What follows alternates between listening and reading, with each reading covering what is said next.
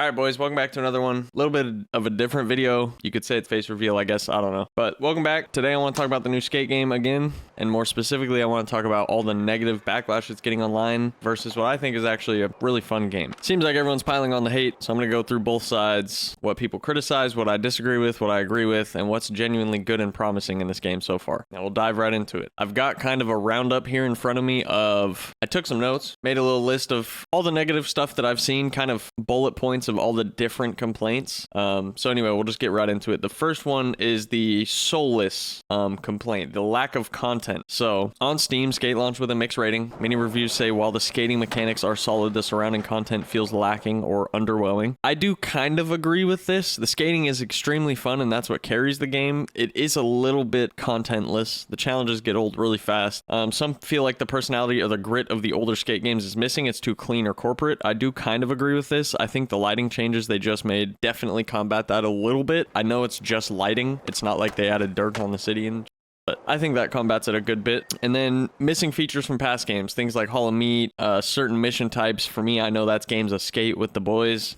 People complain that it's lacking a deeper single player campaign, and I do kind of agree with that. I think having a little more story to it would be cool. Now, this next one's a little bit smaller, but I do think it's a valid complaint. The always online requirement and the connectivity issues. Now, obviously, this game requires you to stay online. There's no offline mode supported. This definitely bumps people out who like to skate solo or don't want to rely on the servers. And not to mention launch day, there was tons of server problems, loading issues, long queues, and I mean there was long queues for a couple of weeks to come. People couldn't even get in the game. So obviously the always online is kind of an issue. Now the next one is kind of the big one. This is the one everyone's been complaining about, the monetization. People think some bundles are overpriced. I know the big one right now is the Isaac bundle just came out, the Dead Space bundle, and people are complaining it's $35 and his armor's cardboard, whereas it was a free cheat code in Skate 3 and the armor was armor. So I kind of agree with that. I think $35 for that Isaac bundle is a little crazy. I think they started slow. You know, the bundles were fairly cheap and it seems like they're kind of ramping up, like they're getting more expensive, which brings me right to my next point. People worry about the live service model, saying, will this game eventually shift toward predatory monetization? The fact that it's built as a live evolving game definitely raises this concern. At any given moment, they could just increase the prices of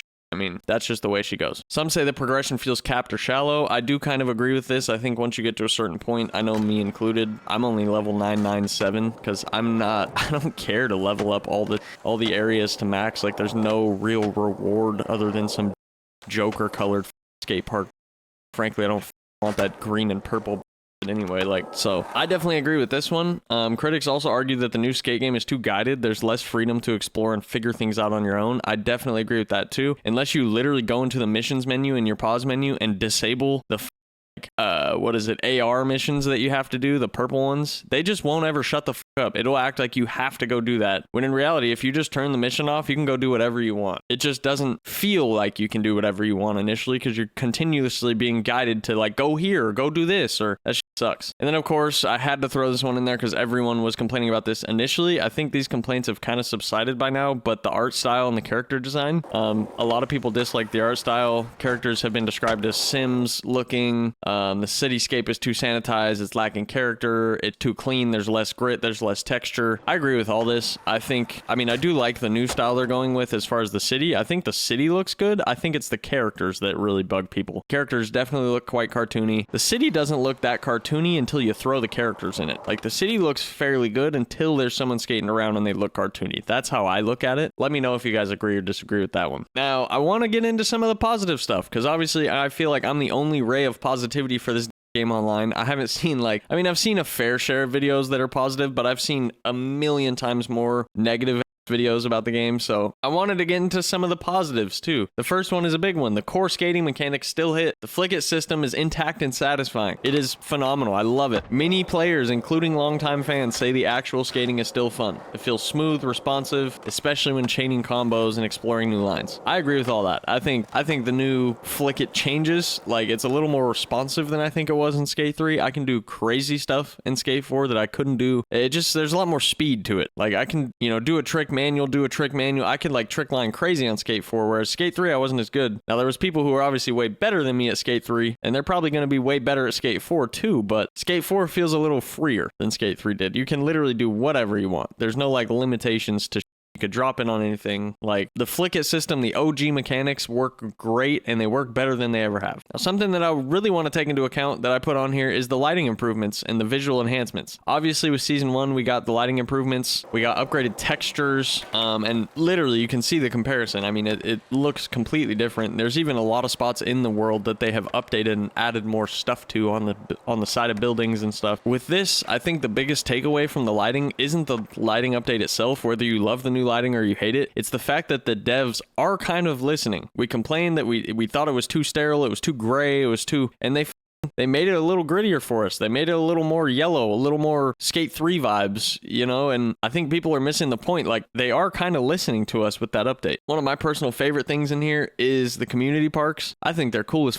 They change every 24 hours. There's 3 community parks in the city. There's one in each of the 3 current locations that we have unlocked. I'm sure there's going to be a 4th one in Brickswitch, but we just don't have it yet. It keeps things fresh. I mean, there's every time I get on skate, I know there's 3 new skate parks I can go hit up and see what they are. That's dope to me. I don't have to wait 60 days to get changes to the map. I don't have to wait for a DLC. I mean, people are forgetting that with Skate 3, we've been skating the same map for 15 years. There's like 2 or 3 DLC parks and that's it. Like with this game, we're gonna get new content every 60 days, bro. That's kind of big. Like that's, you know, and then beyond that, we get literally a new 3 skate parks in the map that we currently have every day. Is that not big to people? Like, I think that's dope. Won't always be skating the same setups. It keeps the game fresh. It gives you a new playground every single day. Like, I think that's dope. As far as the content roadmap, this ties into what I was just saying. EA and Full Circle have committed to a live roadmap, new content, seasonal updates, events on a roughly 60-day schedule. Like already in season 1, we got quality of life tweaks, bug fixes, and adjustments. And I mean, we only had the game for a month and they're already making tweaks. Like, I think they're listening a little bit, man. And this next point, we can't just skip this one up. This is a big point. When the game launched, there was over 15 million players in the first 3 weeks. That's crazy. Like, that's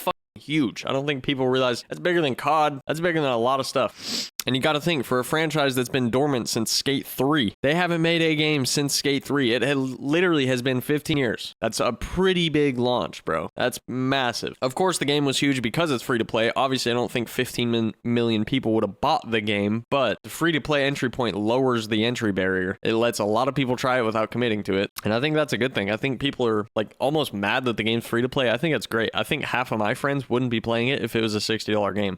Might not be playing it, and I'm a diehard skate fan, and I might not have bought it for $60-$70. I know how EA gets, man. So I gotta say, like, I think the free-to-play thing's a really good thing, and I think it helped them get a lot more people on the game. The game's open world. Did we forget Skate 2 and Skate 3? Like, have we forgotten? The game's listen, Skate 3 really felt like it was open world. I know you might have forgotten, but there was actually 3 different like sections of the map, and you had to fast travel if you wanted to get from one section to the other. There was no getting from one district to the other district. That's how Skate 3 worked. Let us not forget, Skate 2 is kind of the same way. It was kind of an open map, but you still had to like teleport around. And so let's just take a second here. The map is completely open world. You can get anywhere. That's big. I mean, I get that in 2025, that's not big. Like every game that comes out these days is some open world sandbox, you know, but for a game that for a franchise that's never done that before, that's big, bro. That's big. We can't just we can't ignore that. And there's less gating. It gives you more freedom to just explore. And it also opens up every zone of the map from the jump. Like, you don't have fast travel points in the other side of the map, but you can skate from one side of the map to the other the second you load into the game. Well, you've got to get out of Tutorial Island first, but you get me.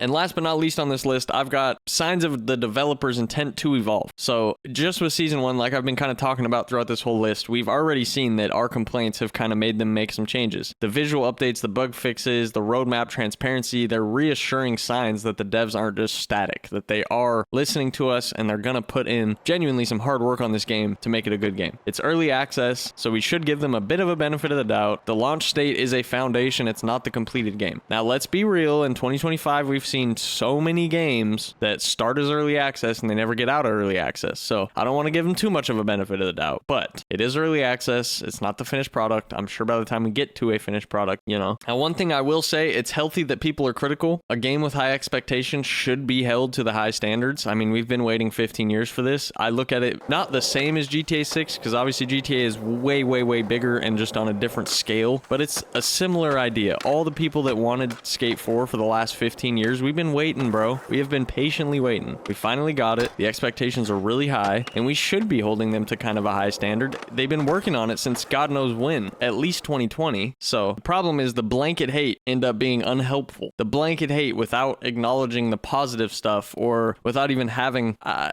don't know, proof that something's wrong with the game. Like, people are just talking the game for no reason. So I like to highlight the valid ones, you know, all the stuff that's actually a valid complaint with this game, something that I think we should be looking at and paying attention to, versus just, it looks cartoony. Okay, dude, go play something else then. Like, but yeah, Skate isn't perfect. It has some glaring omissions, some questionable monetization, and a rough early access state, kind of. But to me, it's already a fun game. The gameplay feels good, the daily community parks keep me coming back, and the roadmap shows real promise. I mean, genuinely, looking at the roadmap for the next 3 seasons, I'm excited for the new stuff. If you judge a game only by its launch flaws and you never let it grow, you might miss something special in the wings. I mean, we've seen plenty of games in the last 4 or 5 years since COVID that started really bad, launch was really bad. I mean, dude, just look at Cyberpunk. That game was the worst disaster of a launch ever, and look at it now. It's a phenomenal game now. So that's all I'm saying. I want to know what you guys think. I know probably most of the people watching this video have either played Skate. You might be playing it right now while you're watching my videos.